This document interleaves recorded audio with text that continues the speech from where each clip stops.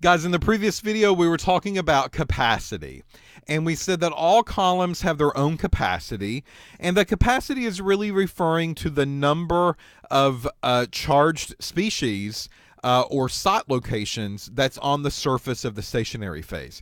I told you it was kind of like the number of bedrooms that your house or your apartment has. Some people have more than others, so some people's capacity are less than others, right?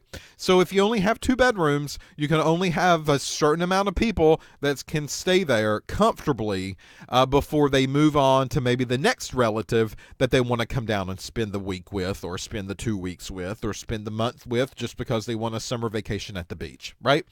Okay, so the capacity though can change. So when you move into an apartment or you move into the house, in the beginning you will have 5 bedrooms or 4 bedrooms depending on what you've got, okay? And over a course of time, as the bedrooms are getting used, these bedrooms can start to fall apart, okay? If the cation or the anion is mistreating or abusing the system, then what you're going to find out is that those bedrooms can slowly start to fall apart. The ceiling can crack. You might get a leak from the upstairs neighbor or a leak from your roof. Maybe the electrical outlets don't work anymore. Maybe the mattress doesn't sleep well anymore and they just don't want to stay in that room. Maybe the sheets on the bed begin to stink and get a little filthy. Maybe the carpet gets disgusting. Who knows what goes on? But that bedroom becomes less and less and less attractive. Okay? So the same thing's going to happen with a particle in the column. Over a course of time, let's say that this particle has got 5 location sites. Over a course of time, as you begin to use the column and inject things on it, then these things can start to decompose or break down. And this is going to lower the capacity of the column. No longer are those going to be bedrooms that people can stay in anymore. So sometimes your capacity will be really good in the beginning, and as the column gets used over a course of time, the capacity gets lower, and the column begins to destroy itself. This is why you see differences in the chromatograms, and this will lead to different retention times. Or your resolution might not be as good anymore, right? That could be one of the reasons. Another thing that can happen here is that sometimes a particle could come around, some kind of relative, and they will stick onto one of these bedrooms, and they will say, I really like it here, and I'm going to take advantage of it. And I'm going to stay here as long as I can stay here before you kick me out. What we call this is irreversible bonding. So sometimes a particle can make it into the column, and this particle is going to hang out at one of the open sites of attachment on the surface of the stationary phase, and it's going to stay there. And it's going to be very hard to dislodge it. It's going to be very hard to kick it out. Okay? I can change my eluent up. I can change the pH of my eluent. Maybe that's not going to do it. If I pump that eluent through, then there's a chance that that particle's still going to be there on the surface. I ain't going to lower it. That will also lower the capacity, because that is now a spot that is taken up, and that spot is no longer going to be available for anything else that comes through the column. That's a big no-no, right? One of the things I want to look out here for irreversible bonding are organic ions. They are notorious for attaching to the surface of a particle and staying there, especially in the anionic world. If I'm measuring negative things, if I'm not careful, organic ions will latch onto the surface of the stationary phase, and they're going to be very, very hard to remove. That is often why we see some anion columns specially targeting organic ions. They're made so those organics do not get stuck and just stay on there forever. So whichever way this goes, maybe they just get destroyed and the bedroom goes into shambles and no one wants to be there anymore. Or maybe someone moves in and they never move out. That is a site or a location that someone else cannot use, and the capacity decreases. And when the capacity decreases, the retention time changes. It typically lowers, right? If there's not enough rooms anymore, then this annulate, as it comes through, is just going to kind of zoom on because there's nowhere for it to hang out for a while. So my retention time goes down. Things come off much shorter. Instead of 5 minutes, they'll be coming off in 3 minutes because they've got nowhere to go. So my retention time will lower because of that. And the resolution or the separation will also lower. My peaks will come off maybe a little bit closer together. The separation is not good anymore, and that's because things are not getting retained because they have nowhere to hang out in order to get retained. So that's kind of a follow-up or a finishing argument with capacity factor and what that means inside of a column in the ion chromatography world. Another word that we can bring into the picture is selectivity. And selectivity, as far as the columns go in the IC system, depends on a couple of different things. How selective is it from one anion to the next? Or how selective is it from one cation to the next? Number one, it's going to determine the support material. What's actually there to do the separating in the first place? Okay, that's going to basically drive the selectivity value one way or the other. Next is the chemical structure. And it's going to be the chemical structure of the ion exchange group. That basically means something like the NR4+.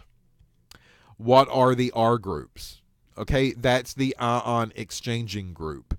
So I can modify those, I can change those up, I can play around with the surface of those particles, and that will help me kind of target the column to one cation or one anion. And then finally, selectivity is also dependent upon the length of what we're going to call the links of the stationary phase. So what does that actually mean? The length of the links of the stationary phase. Okay, so remember, I've got these particles that are on the inside here, and these particles are in my column. There's some empty space here. So empty space there and there and here and here and there and there and there. And you know, these things are kind of cross-referenced too at the same time. So they're three-dimensional. So I get kind of this cage lattice network that begins to go on. Those are the links that we're talking about. So it's basically the structure. What can get on the inside versus something that maybe is a little bit more packed together. And if I see something like this, then all of a sudden my selectivity can change, because groups can kind of come into here and get through these empty spaces and kind of go in and out as they please through the column. However, if groups come in here, it's going to be really hard to get back into some of these places that are empty in here, right? And not all of them will be able to do it. So because of that, the column selectivity can change a little bit. Something else that people refer to as length of the links. Not only are we talking about the linkage between the stationary phases, but we're also talking about the link as far as the group that sits up here to do the ion exchanging for us, and then how close is it to the particle or how far away is it from the particle, right? So the length of the links can also refer to that. You just need to make sure that you're very clear on what you're talking about, because it could go for either or. The selectivity, again, the information is typically not available. If I'm flipping through a column catalog, I'm not really going to see selectivity values or selectivity information assigned to those particular columns. It doesn't mean that it's not there. What it means is that if you want to know more about it, you got to talk to someone, you got to talk to a representative. But as far as a catalog, it's typically not going to give you this type of information. Something that I also want to remind you with, selectivity we talked about. This was in the Intro to Chromatography lecture. And we gave you an equation, right? So my advice is to go back and take a look at that equation. What equation did we use for selectivity? Because that can come back around. And I can ask you some questions about selectivity, especially now that we're talking about it in a proper liquid chromatography world. We also talked about capacity factors in the Intro to Chroma. And capacity factors had an equation. So do you remember that equation? And do you remember how to solve it?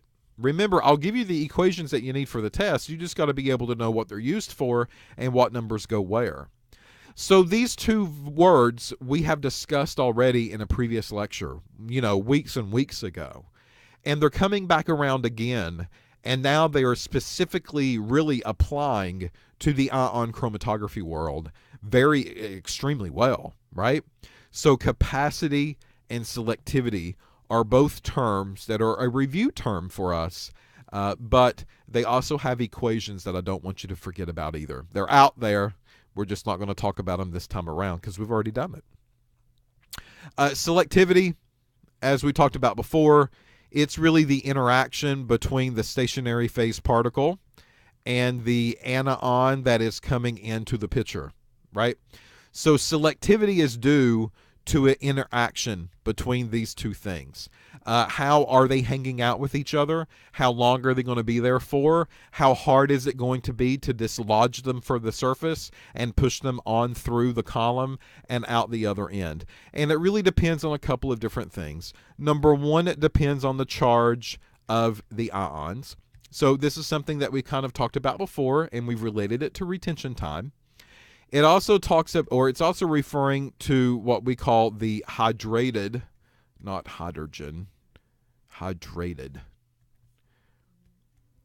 The hydrated radii of the ions and cross-linking.